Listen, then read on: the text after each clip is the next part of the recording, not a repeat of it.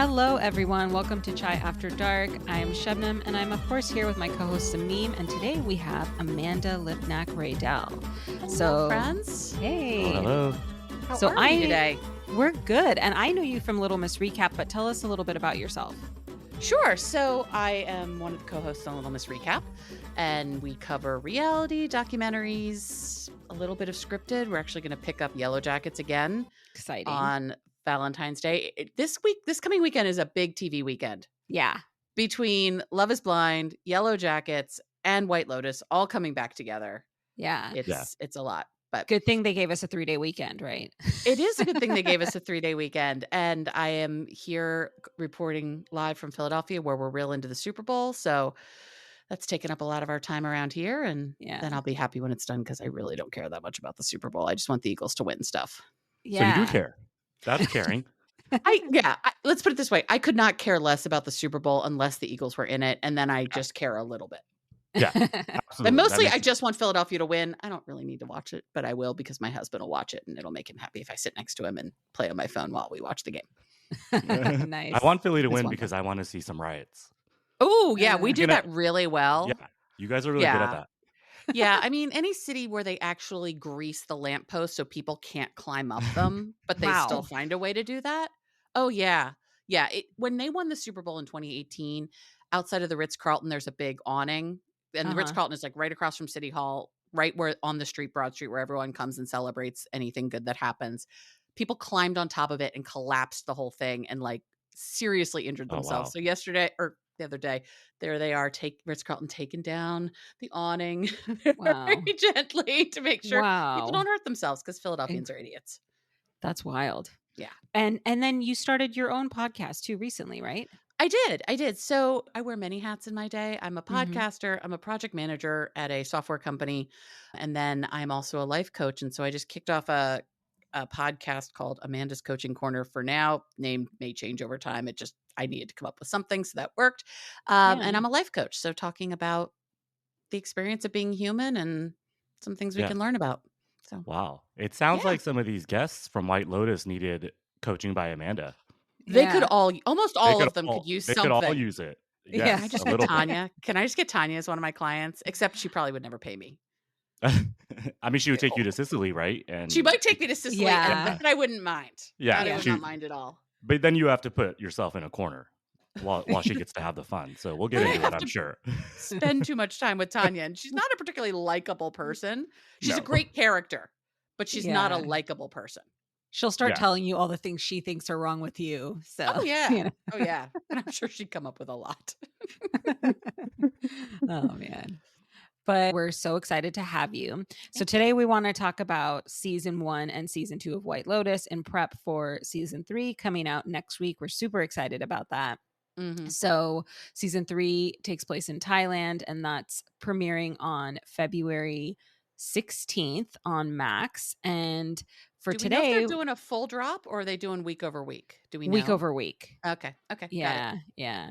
And so today we're going to talk about season 1 and season 2. So season 1, it takes place in Hawaii. And I actually heard a little backstory about this. Apparently this was recorded during COVID. And so they had to find a location, and they wanted to apparently go to Thailand for the first season, but they couldn't because of COVID. So they realized the only place they could go was within the US, and so they chose Hawaii, and they were able to get all the actors there, and that's how that came about, which was really interesting. Yeah. Interesting. So here's my question for you. Did you prefer season 1 or season 2? Just as an overarching question. I'll put it this way. So, and that's a great point, Shubnam. I didn't know about the COVID restrictions, and that's why they chose Hawaii. I love season 1. And I had watched the first episode of season 1 like 3 years back, and I didn't watch the rest of the season until this month, like last week. So I remembered it. I don't know why I didn't watch the rest of it, but I'm glad I did. I will say it was like a precursor to season 2. Season 1 felt like an appetizer, even though it was like meatier in sense of season 2 was like story. Yeah, I like the story. I like the character development. Season 2, I'm sure we'll get into it, but it was mostly about sexual exploitation. Like it was all about shenanigans. So there was quite a difference between the first 2 seasons. I preferred season 1 overall. I preferred season 1 as well, story-wise. I preferred the location of season 2. Yeah.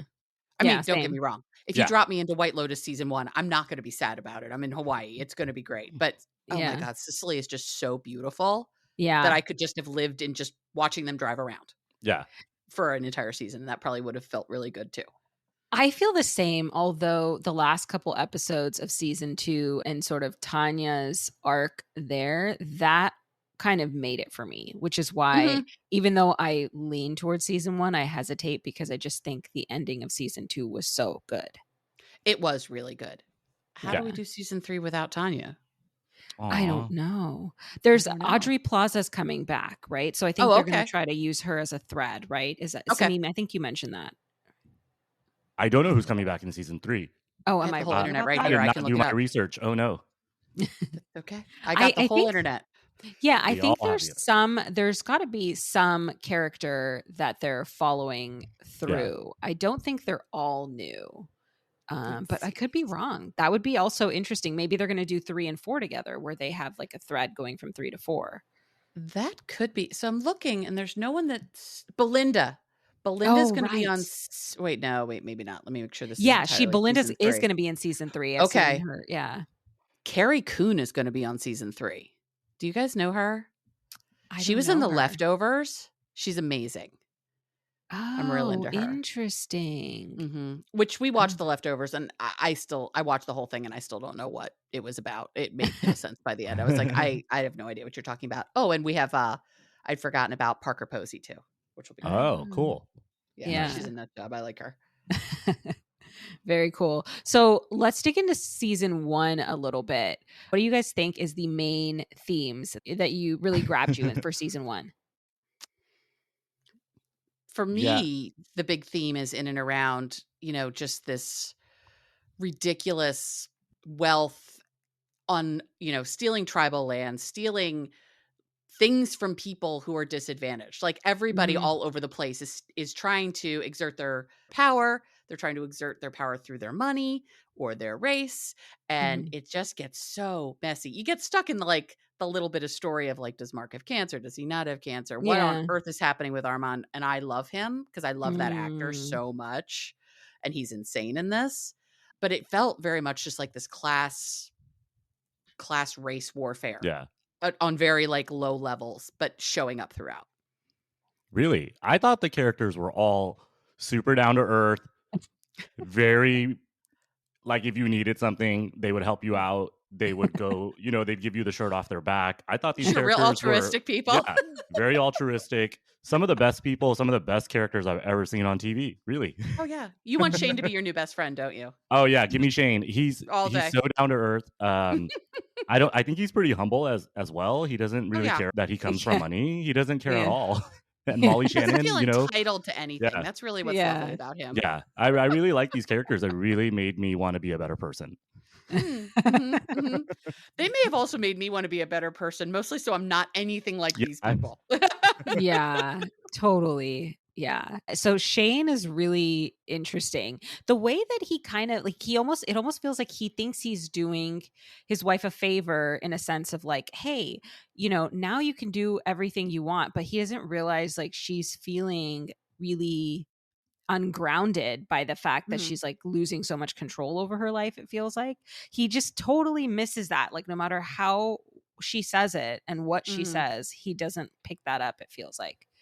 He's thrown her in a gilded cage and he doesn't see that exists anymore. Like Mhm. yeah, on paper, who amongst us wouldn't love like someone saying, if you want to work, great. If you don't want to work, great. We have all the money in the world you could possibly need. We can do whatever we want. You do whatever you want. La la la la la. That sounds great on paper. Yeah.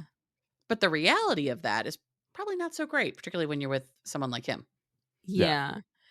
Well, maybe I'm digging a little too deep, but you're a life coach, Amanda. I don't know. I feel like sometimes in marriages, or I'm not going to project this onto everyone. I feel like there is like adjustments, Oh, yeah. but I feel like my relationship, thankfully, is pretty healthy. I have some trauma in my history. So just the lack of chaos was a little unnerving to get used to at first. Oh, yeah. Oh, yeah. And, You're like, wait, this isn't messy? It's supposed to be yeah. messy. Yeah. Yeah. And so I kind of related to her feeling of discomfort. I mean, I think she made the right decision for her. But I related to that being like, there's nothing necessarily objectively totally wrong here, but I can't find my feet, you know? Right. Yeah. So, yeah. Shabnam, he reminds me of, so Amanda, our podcast, Jai After Dark, we talk a lot about our upbringings in terms of like who our parents wanted us to marry and which direction they pushed us towards. Sure. He does remind me of somebody that would be the quintessential catch, at least in our culture, because yes, I could see somebody being with him as a foundation, and she's just like, this is my life. I get to be his plus one everywhere. I get to live my life. And Shane he's a handsome dude and he's funny. Yeah. Like he's corny as shit, but he was cool overall. And I don't know. I feel like Shabnam, wouldn't he be like the guy that some of our former friends, I shouldn't say former friends, former acquaintances from our community. People used to know. People we used to know. Yeah. Somebody I used to know. Yeah. Like, wouldn't they love him? And so would Cameron from season 2. And I think Daphne would have totally gone for Shane also, you know? Yes. Because she's that type where she's like, okay, I'll figure myself out emotionally as long as like I'm in a nice environment. I'm okay with that, you know? Yeah. And that's a type. And we have that in South Asian culture too. So yeah, a lot of those. There's nothing wrong with that, right? Like, there's nothing wrong if you just are like, I'm fine being someone's plus one and just living an easy, happy life where I don't have to work too hard.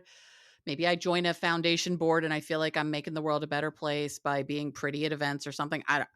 None of this resonates at all with my experience in life, so I can't imagine any of it. But there's nothing wrong with it. It just sounds actually kind of boring to me after a while. But and lonely, and lonely, yeah. I think being married to Shane would be very lonely.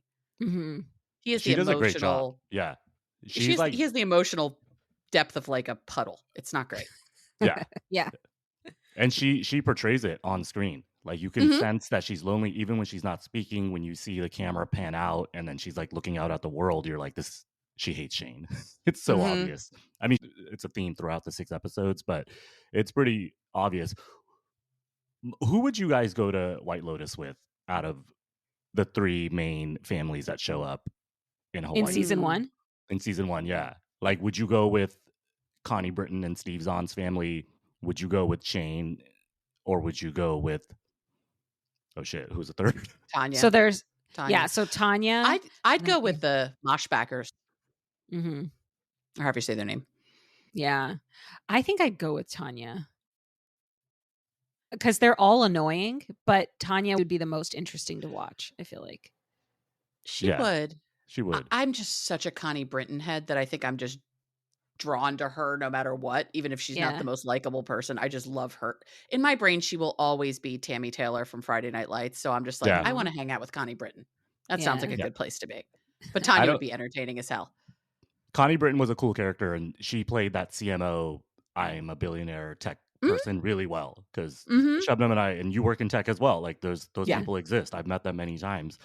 I don't think I could be around Olivia and Paula, Sydney Sweeney's character, for more than 30 seconds. I think I would have been the one that was taken out by the police, right? If I had to spend more than an hour with them, I couldn't stand them. I understand it's like a take on rich people and how they're, kind of fucked up, I guess. But I couldn't be around those two. Like, how old are they supposed to be? Like 21? They were like sophomores. No, I think college. Oh yeah, in college. Yeah. They're in college. And they're trying so hard to be deep intellectuals who are learning about the little people. And I'm like, oh, stop it. You two are just want to go to a frat party and drink your faces off. We know what's really happening here. Just stop. It's fine. Yeah.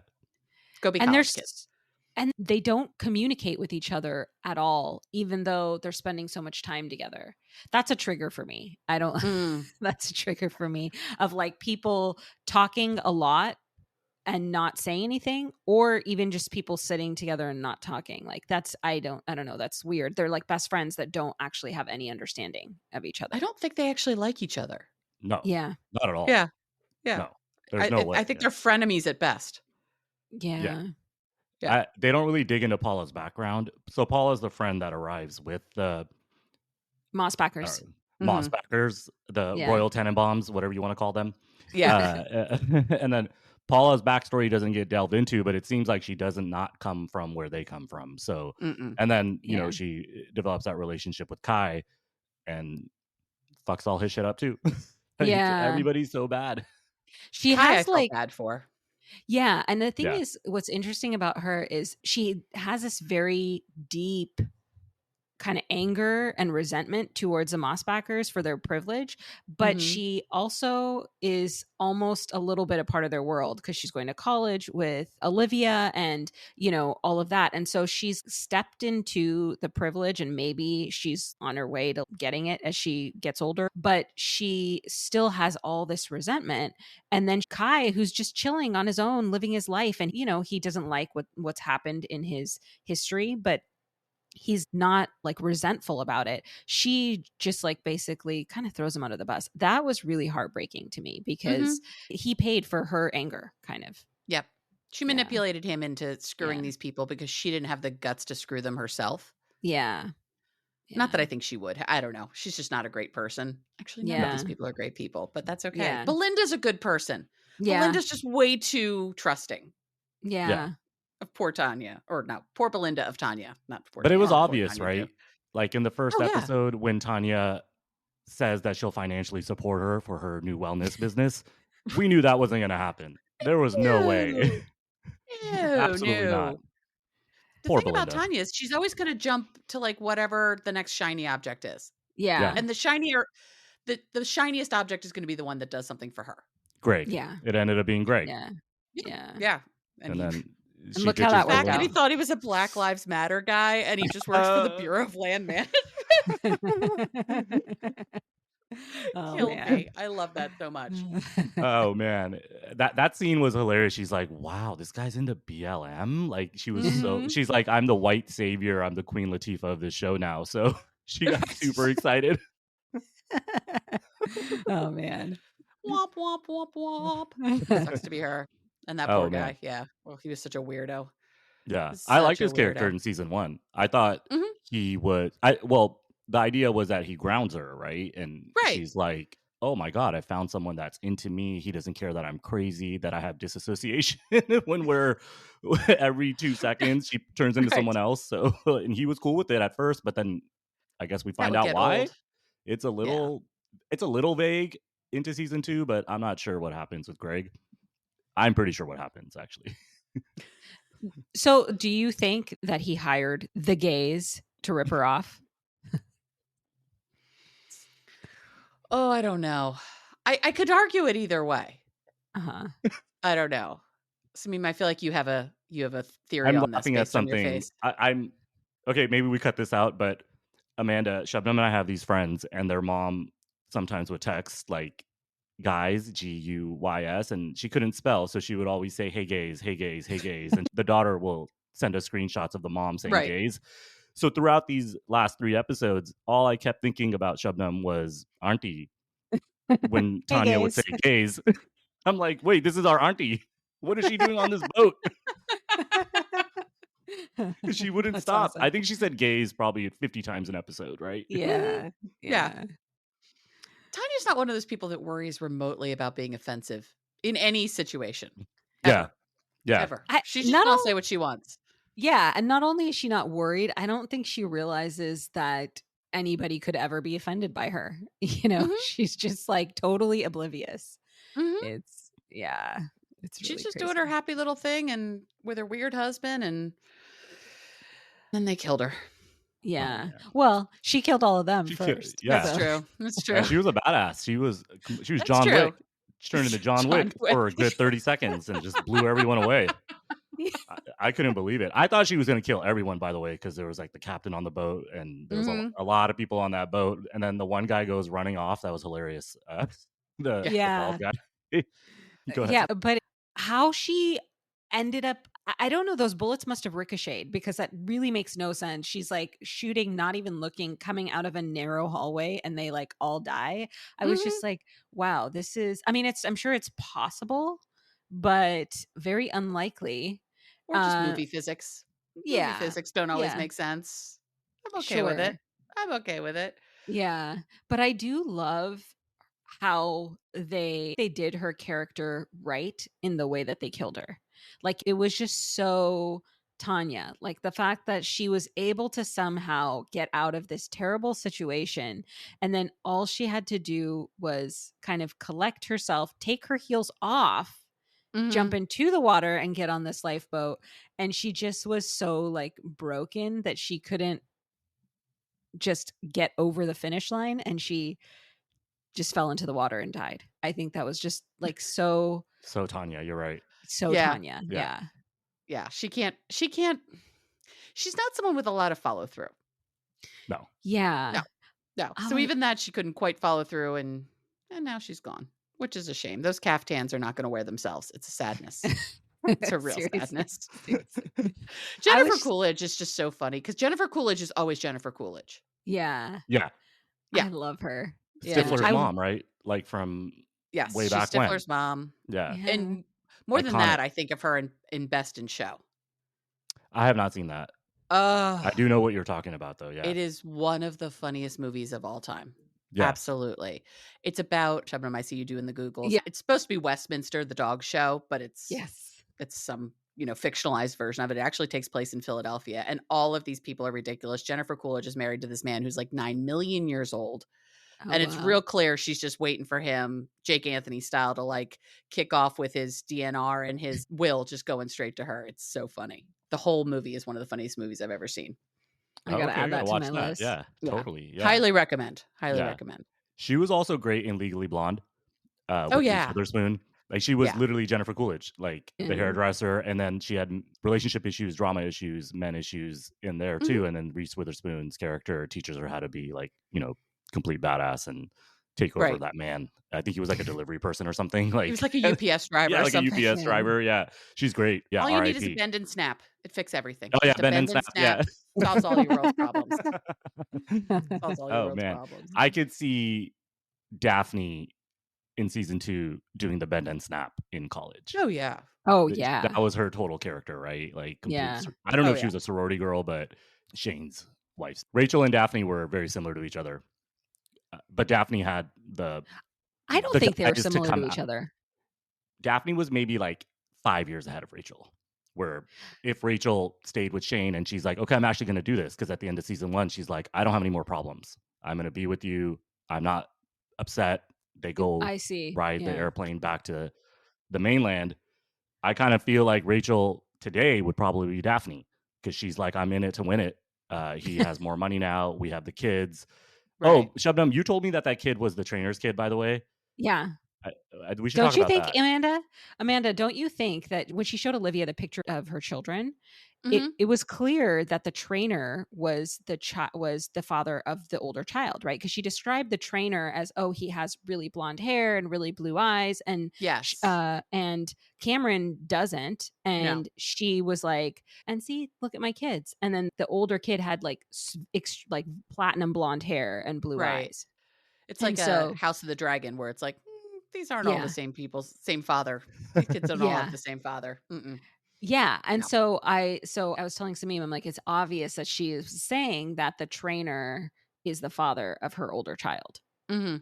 Yeah, that makes total sense. I didn't think about it too hard, but that makes a ton of sense. Yeah. There's a scene in the 7th episode or the 6th episode of season 2 where the kid is like, I want to talk to daddy. I want to talk to daddy. And Cameron is flossing his teeth in the bathroom and he doesn't want to come out and talk to the kid. So I think you're completely correct. And that solidifies that that's not his kid. Right. Because then he comes out very down and he's like, hey, bud, how's it going? Into FaceTime. So yeah, that's not his baby. But they don't reference it, which is amazing, other than beating around the bush, I guess. But to pick up on it, it's not like a huge storyline other than Cameron is very sad with Daphne, right? And that's why he's so outgoing, so open, taking over Ethan's life and his money and his wife. So he needs everything. He needs all that dopamine hits because overall, he's not into Daphne. He's not into his kids. Yeah, he's not into his life at all. Yeah. Other than the money, right? Yeah, well, the money part's good. I feel like in a lot of ways, none of these people are into their lives. Yeah. No, that's why they run to the White Lotus. Yeah, that's why you run away to the White Lotus. Yeah. Like, what is it like in real life, right? They're all running to the Super Bowl today, I'm assuming. If these characters exist in real life. Maybe. Yeah, they probably all would be there because they all could at in least New afford Orleans, to be right? there. New Orleans.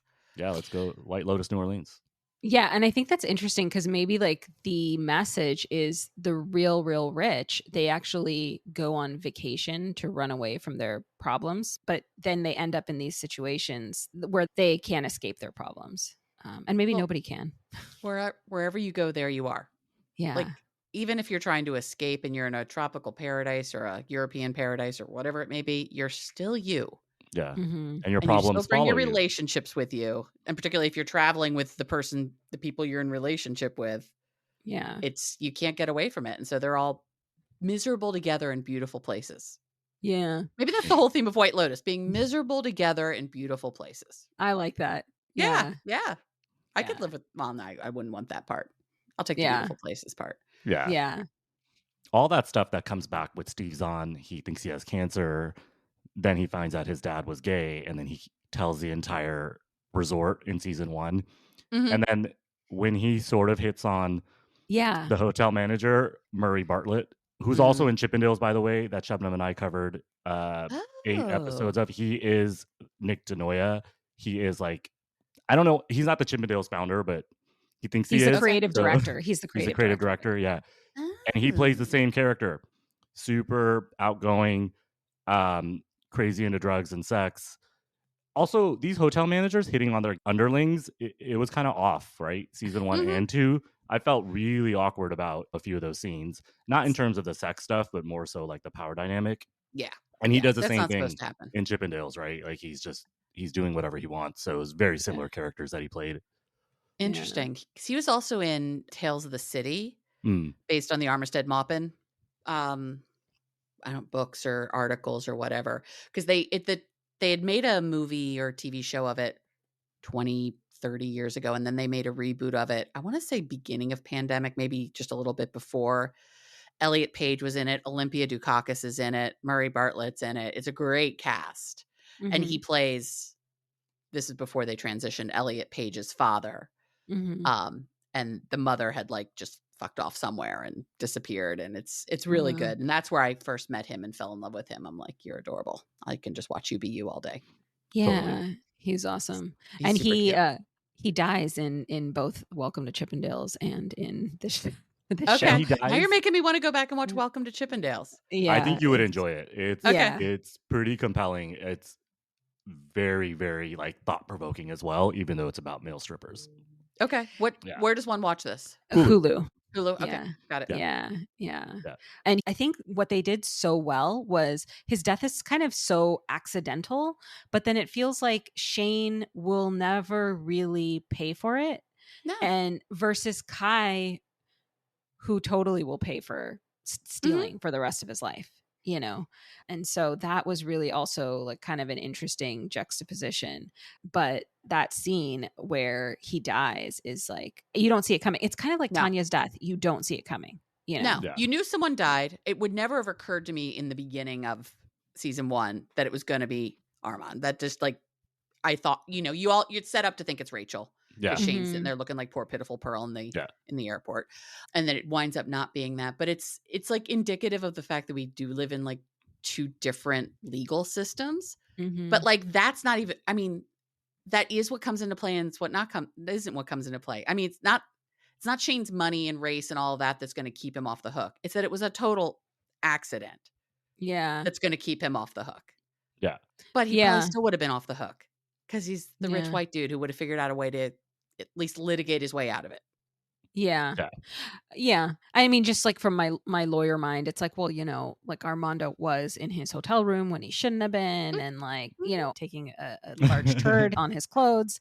So, there is all that. Drunk and high as a skunk while it's happening. I mean, hey, if you're going to go out on a bender quite like that, man. I mean, and then he's so good at his job that he goes and does all those drugs with his underlings, like we talked about. And then he goes and does dinner service. And then they have this like montage of him in a dream sequence serving food, pouring wine. And then he comes back. He's like, I killed that dinner service. And they're like, go boss. And then he goes and takes a shit in Shane's room. So yeah, I don't know. I've never been there in terms of like mindset. I don't think I've ever needed to defecate anywhere other than a toilet. But yeah, good for him. Got himself killed doing it. But Yeah, I really feel like we should limit ourselves to, like, toilets or woods in case Yeah. we're camping. Yeah, the woods are Otherwise, okay. Yeah. nope, Yeah. Depends on otherwise, the nope, nope. circumstance, but woods are I feel okay. like But I think not in open someone's hotel room suitcase, no. Yeah. luggage. Mm-mm, Yeah. imagine. Man. No, Imagine just I Man. coming back into your room and that happened, you're like, "What the hell just happened here? How did this go on?" It's Y ridiculous. I'm doing a Orange Is the New Black rewatch with Oh, Brian, my boy. husband. Yeah. And there's this one scene where one of the women, all the other women are ganging up against her, and so they won't let her use the bathroom, and so she has to like pee on the tile floor, right? And Mhm. she's like, "I had to pee on the floor." She's like, "And it's not like grass; it splashes back up at you," right? And I was just like, "Oh man!" It just makes me think like, imagine having to, pee or poo in other places. Like I don't think there's any place quite like a toilet. That's a very comfortable place and we should stick with Yeah. that. I Yeah. think we as a people can agree on that. I think we Yeah. can all come together great. and agree that's the best Yeah. way to handle it. Definitely not in someone's suitcase. We are Yeah. very classy people here. I Yeah. understand. Yeah. I Yeah, we are. understand. We're an elevated group of folks. We choose not to defecate in suitcases on a regular basis. So crazy. So crazy. Oh Woo. man. Wow. Also in season 1, we haven't touched on the brother, Quinn. Oh Mm. yeah. If I had 2 kids, I have 1 kid that's a teenager. If I had 2 kids and one of my kids was doing that to the younger kid, no, dude, I would ship Sydney Sweeney back. I would ship her back. I would ship her back so fast because like the mom is literally like teaching her, oh, you're hot. You can do this to anybody you Mhm. want. She's straight up teaching her that. And not Yeah. once they're like, don't be mean to your brother. And I'm like, dude, that's only going to make her be more mean. And I understand it's a scripted series. They're trying to like show what I'm saying, but he was like one of my favorite characters because he Yeah. wanted to stay in Hawaii. He loved the land. He loved the people. He Mhm. understood what Paula was trying to say. And Paula Mhm. Yeah. sucked, obviously. And Quinn was still innocent because I think he's only 16 Yeah. in that. So he's supposed to be innocent, but poor kid sleeping on the beach, masturbating Oh, God. into his phone And then losing all of his and then losing it. electronics. Yeah. Oh my God. I have a 16-year-old stepson. If that happened to Yeah. him and he lost all of his electronics and we were on vacation, Oh, it's I'm over. pretty sure the mutiny would be Yeah. so bad.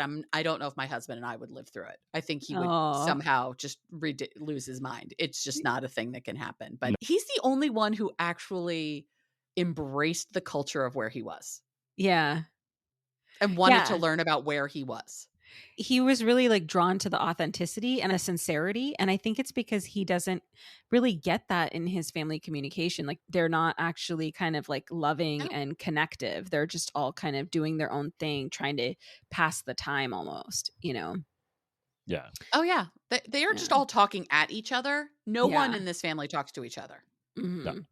He even yells at one point and he's like, nothing is real. Our life is not real. And it really hit. And I was like, Yeah. no, it's not real. No, Like, it's what do you not. need to come to the White Lotus for? Like, this is just, as we said, you're running away from your problems. The problems chase you. Steve Zahn Yeah. Mhm. had an affair on Connie Britton and she has not forgiven him. She forgives him by the Mm-mm. end of the episode, the end of the series, I should say. But yeah, all their shit came with them. But Quinn was my favorite, I would say, and Kai. But Kai also, like, he shouldn't have done it. Yeah, Right? he should have known better. He has free will. Like he shouldn't have done Yeah. that. Like, but Quinn's just yeah. innocent. Quinn was innocent. Yeah. Quinn is innocent for the most Yeah. part. I was reading to just kind of refresh my memory. I love going to vulture.com's recaps of TV shows. They're hilarious. And I was looking at the one for White Lotus in the first episode of season 1. They're like, and somehow Steve Zahn has turned into a 53-year-old man. I don't know how this happened because he always played like a 20-something-year-old guy. I think even in his Yeah. 40s, he played a 20-something-year-old guy. And I'm like, oh, Ah. now you're my age. Huh. Yeah. That's He's still nuts. sort of playing a stoner character. Like it still yeah. comes Yeah. across as this dude was a total stoner and Connie Britton saved him. Yeah. Oh, he Yep. married well. He married really well. Yeah. He married really well. Yeah. Never mind that it's Connie Britton. He married into a lot of money, and that's always nice. Well, Yeah. not always, but you can see where my Yeah. brain is right now. Not for Rachel, but Daphne will work it out. So Yes, Yeah. exactly. Daphne's like, I will make this work. Whatever I Yeah. need to do, I will get Yeah. through this. Yeah. Can I My- go She was to con- Italy confusing. regularly? Great. She was a Yeah. confusing character though. I couldn't tell if what was their deal, Ethan and Daphne. I didn't get any good vibes from them Did whatsoever. they sleep together when they went off into the beach, or I thought it was going to be like some sort of group Ethan and situation with Daphne the hook 4 up? of them. Oh. Right. Well, Or some sort of couple yeah. swap. Like, Well, we're I all going texted home with different people yeah, than I we came texted with. Shubnam and I was like, "Oh, that door in the middle, I think this is gonna be a threesome situation with the 2 guys and Harper, not Daphne." Yeah, And not Daphne would have Daphne. been cool with it. Like, that's the vibe I Interesting. got, and it almost happened. It It was almost happened. yeah. Daphne just didn't care. She No, doesn't she doesn't care care. about anything, yeah. No. I don't think Daphne cares. I feel like Ethan cares. I feel like he still feels like he should be this good, ideal person, but he realizes that with this access, he can choose not to very easily.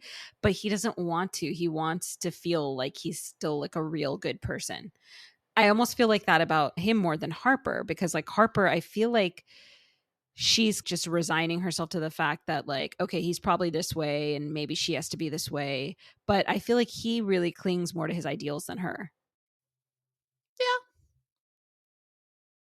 Yeah, I can see that. He's proud of himself for not sleeping with the hookers Yeah, good that job, Cameron dude. slept with. Good job, man. Like, Proud of you. I I've never been in that situation. I don't think I'd ever be in that situation, but good for him because Harper wasn't giving him anything, right? So No? he didn't do it. What would you do in that situation?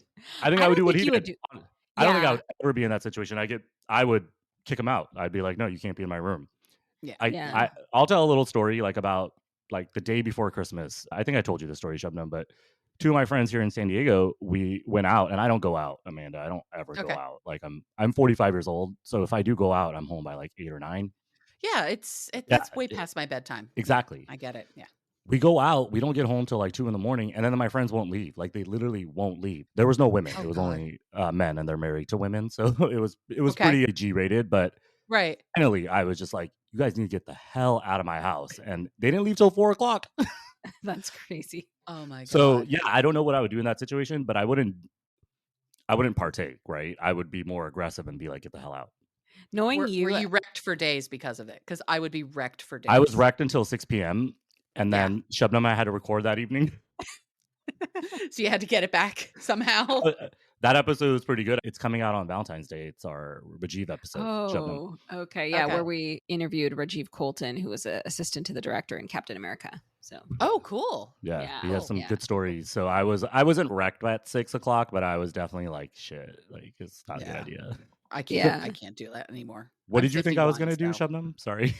I think if I was to imagine you in that situation, you would be very uncomfortable for a long time, and then all of a sudden you'd be like, "Okay, you guys need to get out." Like that's what she'd do. That's exactly what happened. I'm a very patient person until I'm not. So Yeah. I had a friend, my girlfriend and I lived together, roommate, and then he would just hang out. And at like 3:00 in the morning, this was in our 20s, we'd be like, we're going to bed. You can sleep on the couch. You can go home. I don't care. We're going to bed. You figure it out. Because at some point you just can't anymore. So sometimes he'd sleep on the couch. Sometimes he would go home. Yeah. That's depending pretty. on how late it was and how much you had to drink. I'm Either cool way with was fine. that. Like in your 20s, I could stay up a little late, but Yeah. sometimes Shubnam and yeah. I do stay up late when we see each other because like we don't see each other that much. We stayed up till 3, I think, in Orange County talking at our friend's house. That was a lot. Yeah, but we started talking about past trauma, and then it just got really deep. And Yeah. and so we stayed up till 3. But we were sitting on a couch, so it wasn't like, strenuous. No, it wasn't Right. like it wasn't the gays party in Palermo. Yeah. It wasn't anything like that. You aren't all up into club and doing the thing and living like a crazy people. You're just talking like people. Yeah. Hey, can we talk about the uncle and the nephew really quick? Yes. Oh, yeah.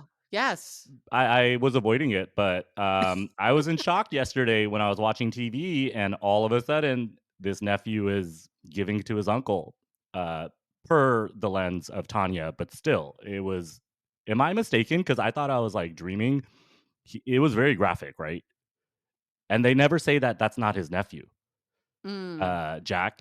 It's just implied. It's just implied that it's not his nephew. And Portia talks to him about it at the end. Then he kind of like acquiesces to that, but they never actually say it wasn't his uncle. He still says my uncle when he like drives away. He's still playing the part, role, I guess. But he knows that she knows. Yeah. I don't know. What was crazier about it was that Tanya decides to not actually fully be honest with Portia about it. She starts telling her how she shouldn't go after emotionally unavailable men and all this stuff. Ironic. Yeah, which is extremely ironic. Right? Yeah, just totally crazy. But then it's like, spill the beans. Tell her, look, I saw him having sex with his uncle. There's something off here. I Mhm. mean, with that missing piece of information, Portia's probably just like, whatever, you're crazy, It's hard right? to And say let me something have like fun. that. I could barely say it now. Like I said, uncle and And you're nephew like, giving, and then I stopped, and I'm like, we're "Ooh." on an explicit podcast. We do say the F word, but I don't want to Right. like say like Yeah. like straight up. Like it's Well, just, that, and I have well, you Going nothing. did. downtown, those two. Yeah, When he texted me, like, this uncle took it up the ass, I was like, there's an old Indian man in this. I started taking like uncle, like how we talk about it. I was like, did I miss that? I mean, I know a fair bit about auntie and uncle culture, but that Yeah. doesn't seem to yeah. be I part didn't. of it from my understanding. Oh, it is. It probably is in some other countries, but Yeah. you know, uh, it, it was a direct correlation to the first season, right? When Steve Zahn asks the hotel manager, he's like, "What does it feel like to Mhm. take it?" And he's like, "Would you like to find out?" He just, Yeah. It's like, yeah. I was Yeah. like, okay, so there's a recurring. I wonder what's gonna happen in season 3. Is it gonna be like the same sort of sexual exploitations? Is it going to be like yeah. drugs? Is it going to be relationships? Because season 1 was like a mix of everything. Season 2 seemed very much more so that Sex. statue, right? Yeah. Like watch what you do around those statues, because bad shit's going to happen, right? If you're not Yeah. faithful. But nobody's faithful. Nobody's faithful Mm-mm. at all in season 2. Wonder for season 3, given that they are in a much less, I'm going to say, familiar location to most Americans who are watching. Most Americans probably have never been to Hawaii or Italy, to be fair, but at least we see them on TV all the time. We know what these look Yeah. like. Thailand's a bit more, you know, elusive or probably not familiar to a lot of people. So I wonder how much they're going to try to look at the cultural implications of the fact that they have this crazy rich White Lotus resort in the middle of Thailand. Yeah. No, I think they are. So it's funny that you say that, Samim, because at the end of the episodes in season 2, they have these little takes from like Mike White and a bunch of the actors and stuff.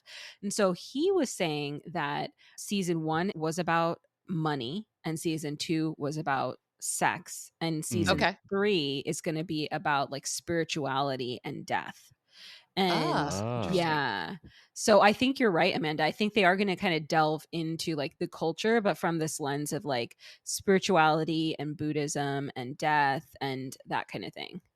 So And how many, like, I'm going to mock myself now, how many white ladies are going to show up with their like little Buddha statues going, I'm all spiritual. And it's like, are you? Are you not? Says somebody yeah. who has a little Buddha like in my bedroom. Yeah. I am mocking myself here fully, but like, Yeah. I wonder how much of that is going to show up as well, of people who are just culturally appropriating right, left, and center in the Totally. name of like Yeah. deep spirituality. Interesting. Yeah, I Tanya would wonder. have been a great character for Tanya season would have 3. been darn that. Yeah. Yeah. I Yeah. wonder if they're like, shit, we should have held her for season 3, because she would have been amazing in Thailand. 2 seconds, she's going to be in the yellow and like maroon robes of Buddhist monks, and she's like going to shave her head and just like wander the thing and then be like, maybe not. Yeah, Yeah. she'll don't change her know. Yeah. Buy mind. a wig. Yeah. Yeah. Yeah. Yeah. Yeah. Oh man. She'll chant and then just go have a drink or something. I don't know. One thing that was interesting I wanted to ask you guys was the characters in season 1, they interact. So the 2 girls, they interact with Steve Zahn, and then Quinn talks to like the other characters. But in season 2, the characters don't really interact. Like Ethan, Daphne, Right. Cameron, they stay as a foursome. The 3 sons, the grandfather, the father, the sexual Yeah. deviants, they all stick Mhm. together. And then they're turning their grandson into a sexual deviant as well, by the way. And then Yeah. and then Tanya kicks it with the gays, right? And Portia. So they all sort of stay separate from each other. And then the combined glue are the hookers. And I'm not using hookers in a negative sense. It's because they refer to them as hookers throughout the entire series. But yeah. they are the people that sort of stick everyone together, including the grandson, Valentina, the hotel front desk Yeah. manager. They all come Mhm. together because of these honestly charming hookers. Like Yeah. Mhm. probably the most Yeah. charming They're hookers adorable. I've adorable hookers, yeah, that can Yeah. sing and Yeah. dance, and they're super talented I see Talented. why and they're Yeah. successful in what they're Yeah. trying to pull off here. exactly, yeah. Yeah. For sure. But they For don't have sure. opportunity, right? So it's sort of like the Ty situation from season 1, and now they have to do what they do, which is a lot of trickery, I understand, but they're smart. Yeah, no, they're no dummies for sure. And it's interesting because, like, I hadn't really thought about the fact that nobody interacted except via these sex workers. Yeah. And it'll be interesting to see. I mean, like, they'd all be on the patio, right, where they're all having breakfast. So you see them all out there, but no one's talking to each other. Yeah. And so I wonder if we're going to have in the third one More where interaction. people more mesh together. I don't know. Yeah. And what's Belinda going to do? Is she trying to open a spa in Thailand? Who knows? Yeah. Seems like it, right? Yeah. Yeah. Oh my God. What if in Tanya's will, she left money to Belinda? Oh. What if Yeah. it turns out Tanya's not nearly the flake we all think she is? Yeah, she's just like, I'll do it later, and she's like, puts it in her will. Yeah. Right. What if she meets all these obligations just posthumously? Season 2 does redeem her. Season 2 definitely redeems Tanya. She's a good character by the end of it. Like kind of like a gentle soul almost. But yeah, you're right. She's This is super She's just a goofball. She's a goofball. Yeah, she does it. Interesting. Yeah. Oh man, I can't wait for season 3. I don't know. I'm super That just excited. popped into my head. I was like, oh, wouldn't that be interesting if that's how Belinda gets there? Because now she's got all the money and she's like, oh, I'm going to go to some place where it's less expensive potentially to set up what I want to set up than Hawaii, which is egregiously expensive. Right. That makes a lot of sense. Yeah. Can't I'm wait. excited. Yeah. So what do you guys think of Valentina? She's like a small piece, but like there's a lot there. She kind of just keeps harassing all the like people in the hotel, all the workers, the staffers of the hotel, because she's not quite out yet, even though she is a lesbian, but she's not quite out yet. Or I don't know, maybe she's bi, she's LGBTQ, but she's not quite out yet. And she has a crush, but she doesn't really know how to navigate it. So she's just kind of mean to people, I guess. She just treats people badly because she doesn't know what else to do. Yeah. And Italy, you have to remember, is still a very conservative culture. Yeah. You know, even though people are maybe wandering around beaches naked and stuff, they're still pretty conservative. Yeah. So I can imagine having to stay in the closet. Yeah. It was interesting to see finally like her interaction with one of the sex workers, with Mia. Really quick, Shabnam, is Mia a sex worker? Because throughout she says she's not, and she never takes money for anything. So it's her friend Lucia is the sex worker, and Mia is more like the sidekick. The sidekick, the con. She runs. I feel like she just wants to be. She just wants to be a singer and have fun. I don't know. Interesting. Yeah, I didn't pick that up, but maybe you're right. I see your point. Maybe she actually Giuseppe, the one she gives Molly to because she thinks it's Viagra. She says she doesn't want money, and then he says he's going to help her and introduce her to people. He doesn't, obviously. He just wants to have sex with her, but she doesn't want money. She wants access. Yeah. She wants access and opportunity. Yeah. Yeah. One hooker, one sidekick. Yeah. That's kind of how I got it. I don't know. Sorry. Is that a job you could have, hooker sidekick? Sounds pretty fun. Doesn't sound like a bad deal. You get to go to some, only if you're like a White Lotus kind of sex White Lotus, worker. I don't. Yeah. In a really nice place. You carry the backpack with all like the accoutrement. Yeah. There you go. Yeah. Yeah. I could be the one who brings the stuff you need. That's fine. I can do that. So, make me do anything. It'll be great. Yeah. So are you saying then, Samim, that her interaction with Valentina was also transactional? Because she's like, if I hook up with her and she gets to like experience something she's been wanting to experience, but like too shy to actually go for, then she'll give me more access to the hotel. I don't know. I use hooker liberally. I use it because they use it within the episodes. However, I was talking to my daughter last night about Taylor Swift, Lana Del Rey, people that have said that they had to do stuff that they don't want to do to get to the top. And I'm not, maybe not Taylor Swift, but Lana Del Rey for real. Like she's like, I had to sleep with many Hollywood producers to get to where I'm at. And my daughter's going to be 16 next month. So she's really into all this music. And I was trying to teach her, like, not teach her, but just be wary of people that are powerful. So I can see why Mia has to do what she wants to do. And I understand it's like a small subsect of music in Sicily, but what other choice did she have? Like to sleep with Valentina to get a free piano playing gig in a hotel? It seems kind of difficult, but that's what they say. They're like, our life sucks. It's difficult, right? So I don't see Mia as a sex worker. I see her more as an opportunist. And Amanda, I think you're right? She's just like, it's there for opportunity. And she has to do what she has to do, but She was a cool character as well. I think she was actually very good-willed. Yeah, Mia and was, at least. Yeah. getting into a place like White Lotus as, you know, your place to start singing and things like that, like that's a place where people who have power in the music industry could show up. Totally. Versus like random bar across the street. But look what she has to do. She had to sleep with 2 people to get that gig. To play for 2 nights. And then she does end up firing Giuseppe, which was hilarious. Yeah. She gives him Molly and then basically he like kicks him out. Go away. Yeah. But yeah, I don't know. Like the Lucia character with her actual sidekick, the guy from the hotel next door. Oh yeah. That's the final scene, right? Yeah, it where he's not actually being a huge. He's not a pimp. Yeah, you think the whole time that he's her pimp, but actually he's part of the con too, right? Mm-hmm. He's her buddy. Yeah, and they're all trying to make it happen. That was obvious. Did you guys pick that up, or did you think he was the pimp? I wasn't sure. I thought that he wasn't the pimp, but I was not sure. Yeah. At first I did, and then as it kept going on, and you kept seeing him more and more, you're like, you're not really a pimp. You're not. Yeah. You're not what I think this should be. Not that I have a ton of familiarity with such things other than in the movies, but I'm like, you're not showing up the way I think you should be showing up. No. Yeah. And why would you owe your pimp €50,000? That's $50,000, right? Yeah. Pretty close. It's a 1-to-1 almost relationship, and I'm like, that's a lot of hooker money in Sicily. Like a lot. I don't know, man. Like, they're doing high end stuff over there. That's Palermo shit. Palermo shit. But you'd think if he was an actual pimp, he would have come back before it accumulated to $50,000, right? Yeah. Like, so Yeah, I feel like you wouldn't let it go that long. Yeah. Unless she's making him like, imagine if somebody is working for you in that industry, I don't know if that's the right word, but in that world, and they're making you like $400,000 a year, maybe $50,000. You're like, that's a couple months. I don't know Maybe, what rates these ladies are grabbing. That's a lot of money. That's a lot of money. It's a lot of money. In the first episode, when the dad hires them initially, when they go out of his room, they look in the envelope, and I rewinded it because I wanted to make sure it was the right number. They look in it and they're like €3,000. I feel like that's a lot. And then in the later episodes, Cameron gives her €1,300. Yeah. So I don't know what is the going rate. I don't know why we're talking about this either. But are you interested in going rate is for sex workers? If you guys know sex worker going rates in Sicily, email us chaiafterdark@chaiafterdark.com. No, don't email us that. Don't email us that, please. I don't need to know.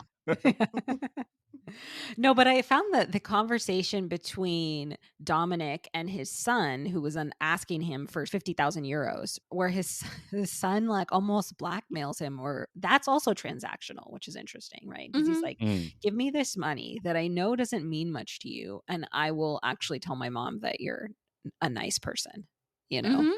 Yeah. And that was really fascinating too, to see. Yeah, they turned the son into an asshole, right? Like it's the same thing. Like he's a whole nice family kid. Sucked. The whole family sucks. Yeah, it's just poor kid. I don't know. I didn't know like sexual deviancy. I don't know if that's a word. I didn't know it was genetic, or does it just get passed down? Is it genetic or is it environmental? Right. I think it's an environmental trauma that grows over time. The grandfather was gross. The father was gross. The son is gross. Yeah, that's what the son didn't want to be gross though. The son did not want to be gross. He did not want to be like them. But he has no choice. Like they won't shut up every 10 seconds talking about women. Like it's like, dude, there's other things in life, you know.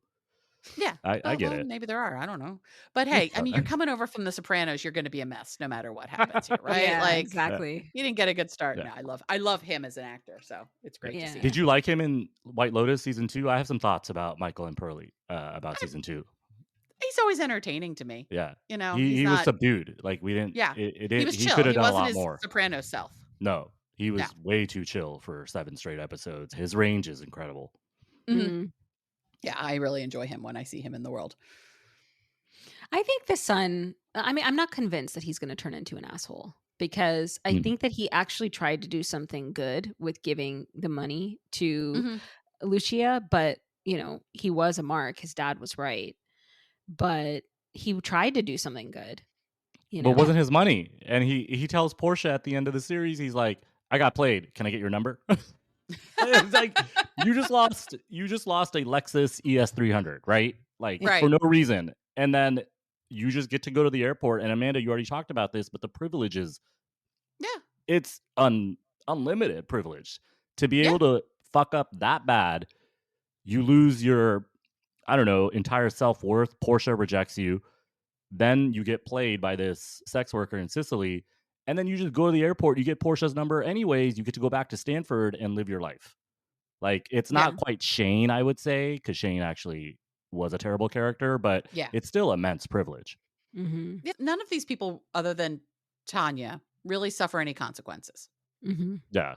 They all make a bunch of bad choices, and they get to go home. Yeah. Maybe we get to do the same thing one day. Maybe. I'll have to go play the lottery. I'll get right on that. Yeah, you know, when Little Miss Recap and Chai After Dark and Amanda's Coaching Corner become like millions of dollars picks us up and our whole life changes. Yeah. It's like, what was that show that everyone was into? Nobody Wants This or whatever. And they're we have our, podcasting meeting with Spotify. I don't have time. I'm like, oh, it must be so hard. You poor babies. It's a real rough life you live over there. Super Bowl's in 3.5 hours. Just put some money down and maybe, life could be a lot different by the end of this evening. That would require me having money to put down just in case I was going to lose it. So we're not going to do that. Instead, I'll just, eat a hoagie and have a beer and watch the game. That sounds like a good way to go. Oh, man.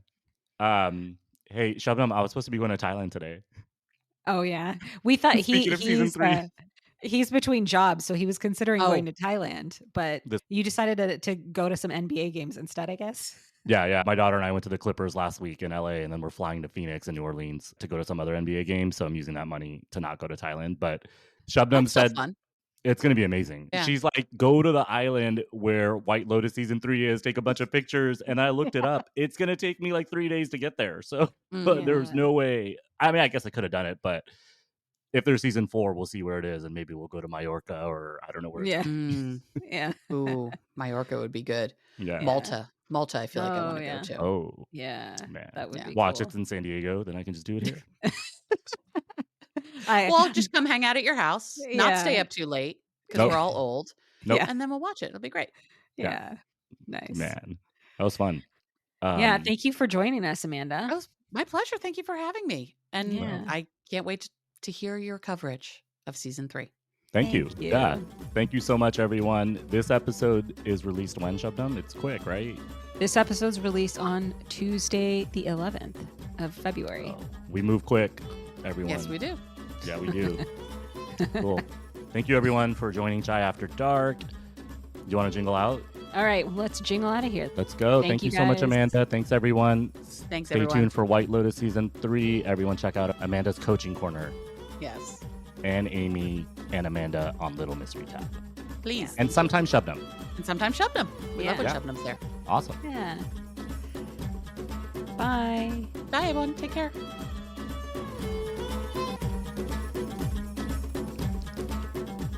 Thank you, everyone, for listening to another edition of Chai After Dark. You can find more of Amanda at Amanda's Coaching Corner on Apple or Spotify. You can also find her on Little Miss Recap, again, anywhere you listen to podcasts. For Chai After Dark, please follow us on Instagram, Facebook, TikTok, Blue Sky. Please send us an email, chaiafterdark@chaiafterdark.com. And if you really like this episode and you want to support Shabnam and I and what we do, please follow us on Patreon, Chai After Dark. Thank you so much, everyone. Talk to you soon.